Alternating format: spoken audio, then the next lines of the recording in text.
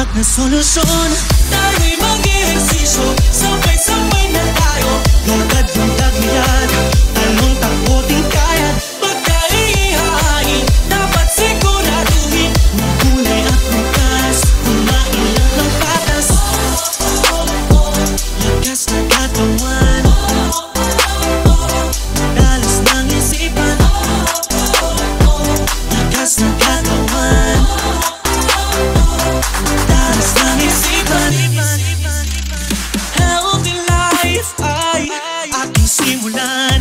Maging malakas, maging malusog, puso at isipan. Mahusay na guro, yung inyong pamantasan. Hindi magpapatalo dahil laging healthy yan.